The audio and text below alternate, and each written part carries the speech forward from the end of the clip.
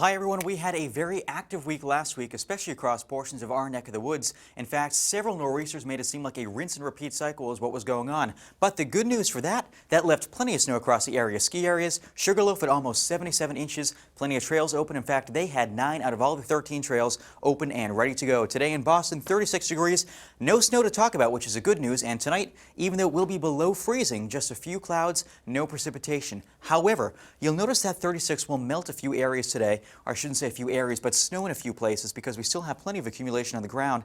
And tonight, once we have those temperatures drop to these areas, we'll see a little bit of freezing on area roadways, for which reason it is definitely a concern. So tomorrow morning, take it easy if you go out and about. It will be a little bit slippery, a little bit slushy, and a little bit icy. Slushies and icies, two very good things, but I guess we'll have to wait a couple more months before it's warm enough to really get to enjoy those. Cold air pouring down from Canada on the backside of a cold front that passed through the other day. In the meantime, it is spilling a couple ocean effect snow flowers, clouds, and flurries. It is snow flowers out over the ocean, clouds over our area, but again, nothing too significant. Clear skies for the most part, and that's all because the dry air is coming down this way. However, you'll notice we have a sprawling area of high pressure down over the south, and that's wrapping winds around counterclockwise, meaning our winds will shift to the south soon enough, and that will give us a good dose of warm air for the weekend and the days ahead after that. So the weather really is going to feel more spring-like soon. Already, as we see the warm air from pretty much Chicago down towards Toledo in the direction of D.C., pushing off to the north and east, it will be ours for the taking soon enough. Only a little bit of cold air banked up here, but really not all that fortified. Not going to go much of anywhere other than away. So it is really not very good at holding on, unfortunately, because I would still like a little bit more winter. The groundhog proved to be wrong, though. I mean, look at these temperatures. 52 in Boston tomorrow, 51 in Plymouth. The only people to not crack 50. I'm sorry, guys. Southeastern Mass, you just won't be able to do it. The ocean is too cool, and as such, the breeze off the water will limit you guys into only the upper 40s. But again, precipitation-wise, we are so quiet. Nothing going on. Barely even some clouds across northern New England over this next week or so. It will be incredibly quiet, except on Wednesday. Wednesday we'll have more on in just a second. What did I call you? No, just kidding. Snow. So for snow, this is all we have over the next 10 days, barely 2/10 to 1/4 of an inch in extreme northern portions of Caribou, up that neck of the woods. So I know what you're thinking, Jack Waters. No, there will not be a snow day. No snow days anytime soon. So sorry, Jack. It just really is too spring-like for that. President's Day, if we can go out and celebrate our favorite presidents, 40 degrees, clear, crisp, and cooler. I'm going to have to block this because that's kind of scaring me a little bit. We all know how that goes.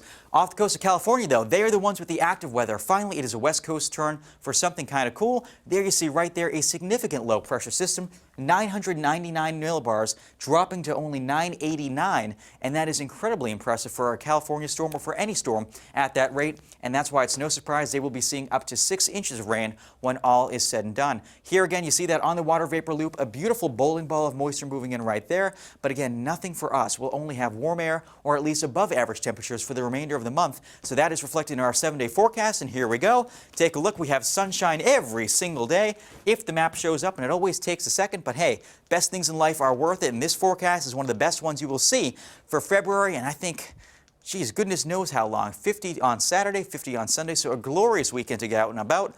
Monday and Tuesday, we cool back a little bit. Wednesday, a few light snow showers or rain showers, especially in eastern Massachusetts, ahead of a next warm front. And by Thursday, we return to above average temperatures and lovely weather for next week. That is my latest forecast for now.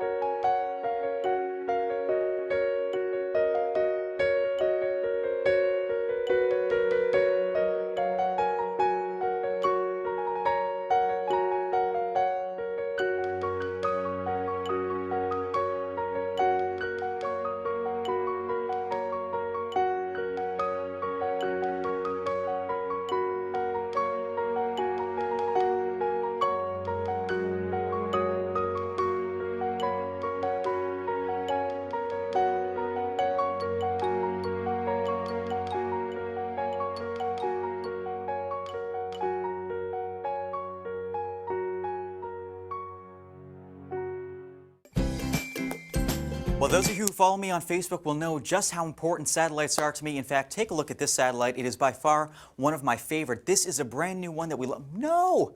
Well, you know it's Friday. Things just don't cooperate always, but I promise you this will run in just a second and take a look at the incredible spatial and temporal resolution. This is GOES-R, the one we launched back in January, and you can see just how amazing it truly is. Take a look. You can even see the individual echo tops and the overshooting anvils associated with this line of severe thunderstorms earlier this week in portions of Texas and Louisiana. It really is unbelievable. You know, this satellite has 16 spectral bands, meaning it can see 16 different wavelengths, versus a former one, which was great in and of itself, which only saw 5. So it really is an unbelievable, truly amazing advancement in technology. I've told people it's like making the jump from perhaps black and white television to 4K color, ultra high definition, and it really is that significant in the way it will revolutionize the television weather industry and meteorology across the board in that sense. And the nice thing is, it was actually able to see our storm last week.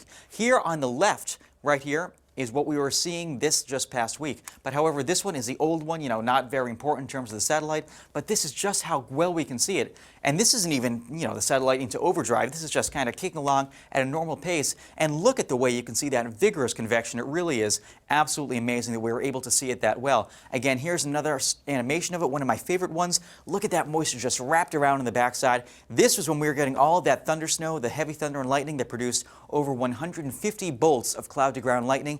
I'm sure you remember that. It was probably my favorite storm I have ever seen, and it even developed an eye as it moved off the coast, pulling into the Canadian Maritimes, off the coast of Nova Scotia, and you will see it here in just a second.